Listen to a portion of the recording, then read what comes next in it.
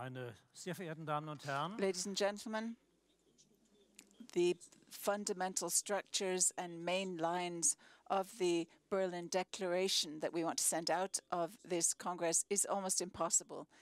I think it would be impossible even for a better man than myself to do, because the Berlin Declaration is 12 pages long and would take me a full hour to read out loud.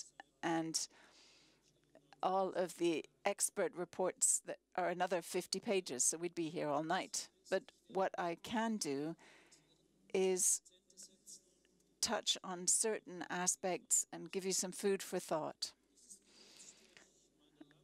Now, through my years of experience as somebody born in December in 1943, towards the end of the Second World War, growing up in the post-war period, unconsciously but later consciously, of course, in my family, thinking about all of the plans to bring democracy back to Germany after Weimar, and the efforts made to fight against all of the resistance and false thought to anchor this awareness of democracy in the population and indeed in the state itself. So it was the long-term efforts. What can we learn? What do the expert reports tell us, and all of the sources that are quoted in the Berlin Declaration here that we can read about if we have the time and energy to do so? Well, we can learn a fair bit, firstly, about historical developments of democracy and its the manifold dangers facing it externally, but even more chronically from within. Secondly, psychosocial phenomenon, dynamics of democracy, how these are impeded or how we can foster these, and how this impacts on social policy. Then sociological findings, dynamisms of productive conflicts, critically engaging with different views of what real democracy is, but also destructive conflicts and how to prevent these, or what impulse and what results these have. And then there's social pedagogical findings, dynamisms of the practice of radicalization and its prevention, looking at the logic of how it pans out and the prevention stages and the various different approaches with dealing with this. And then psychological special findings, dynamisms developing of young people towards radicalization in view of problematic social developments and opportunities to counter these developments. So democracy is a state, constitution, rule of law, institutions, but at its heart, it's about the challenge of preserving this democracy, living this democracy through civic society institutions and civic involvement, fleshing this out, making it come alive, and doing this in a sustainable manner, and working towards the prevention of danger and dealing with such risks. In recent years, something that we haven't talked about so much is a democracy that can protect itself. One of the things important for a democracy that can protect itself is looking at the idea of no freedom for the enemies of freedom. Now, what that means in detail or doesn't mean is hard to say. Basically, you can scream, you can shout, you can do all manner of things, but when you start inciting hatred or taking measures to dismantle the foundations of our democracy, that is the end of the road. And in the beginning of the Federal Republic of Germany, this was the case. The Constitutional Court banned parties at the extreme of the political spectrum in both directions, right-wing and left-wing. This was something that was disputed, and in the 60s, right-wing extremist terrorists and left-wing extremist terrorists took place, and terrorist attacks took place, things we've forgotten. In the inception of our democracy, it was never careful and it was never uncomplicated. And something else that's represented here, it's not completely new, but it's new in terms of the form and the shape. What we have here at this Congress on prevention is a positive prevention of extremism, a positively oriented radicalization prevention, which offers substantive offers, not just in paper, but substantive offers to help people exit the scene, to return to the country, to reintegrate, or to integrate for the first time, possibly, into our society. And it's also true that democracy is made by human beings, so it is always vulnerable for all too human tendencies, to quote Nietzsche, and can be undermined by preserving group interests, group power, group agitation, and group violence. We see this particularly if we look at the term invented by a great statesman, a Prime Minister of the UK, and convinced European, Winston Churchill, who spoke to the House of Commons. And there is a German version of this. We quote his words by saying, democracy is the worst form of government. Okay, democracy is the worst form of government with the exception of all others.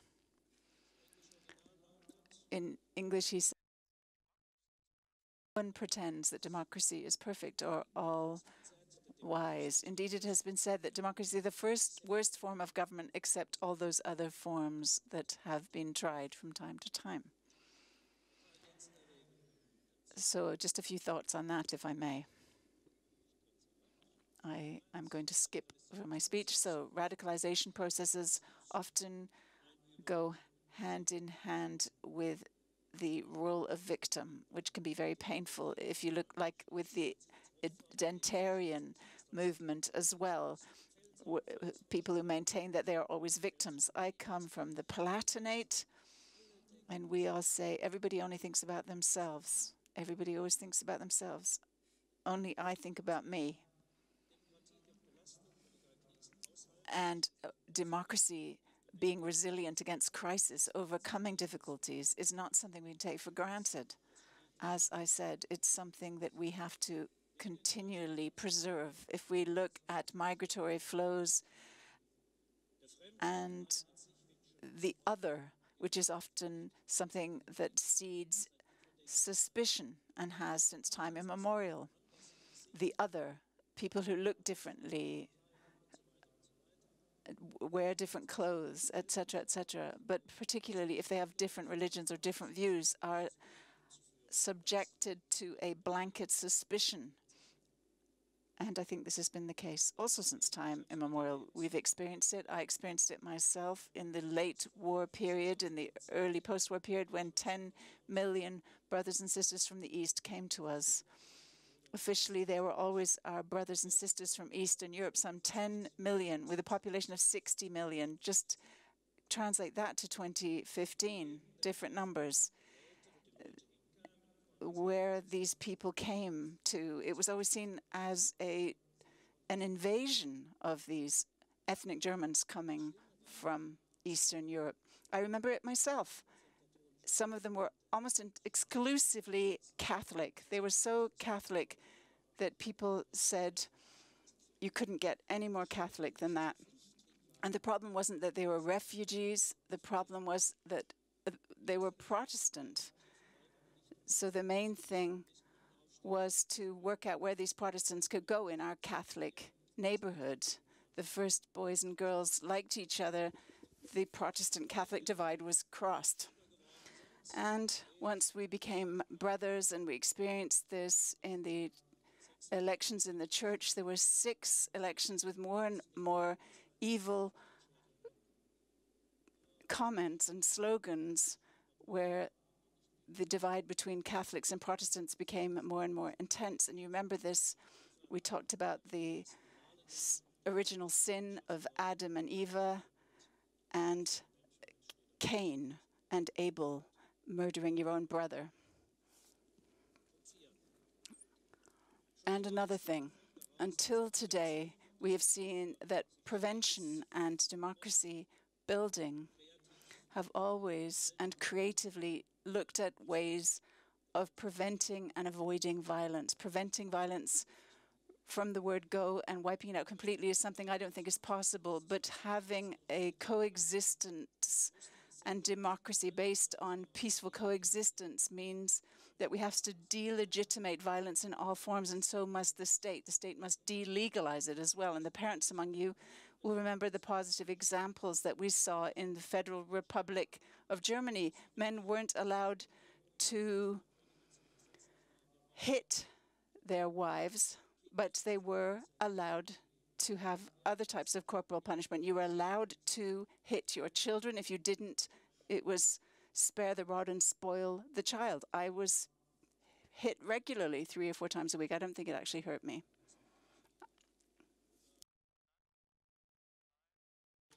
And then the humiliation in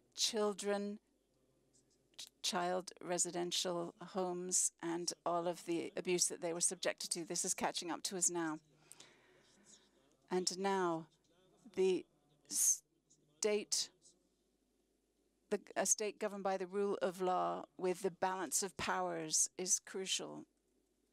Law enforcement, the executive, the judiciary being independent, checks and balances in a democracy.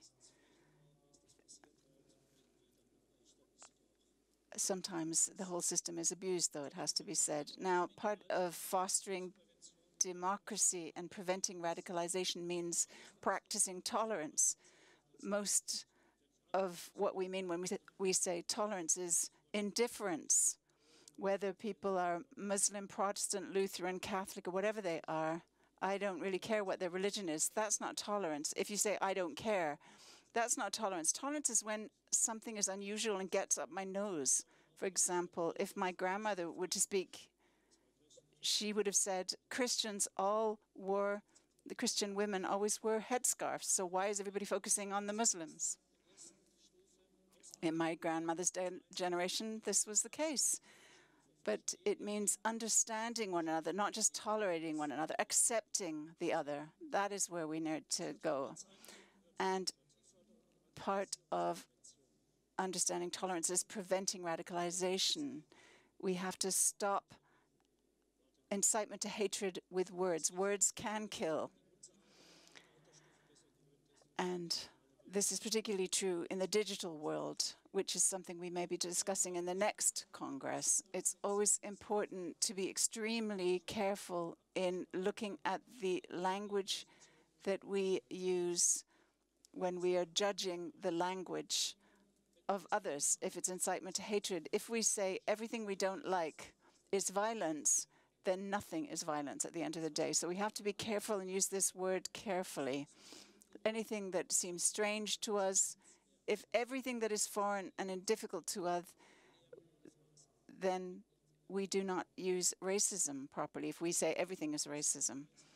And Konsei, a Buddhist master known as Confucius in the West, said over 1,000 years ago something along the lines of Confucius was said to have said along the lines of the following: if the language isn't right, what is said is not what is meant.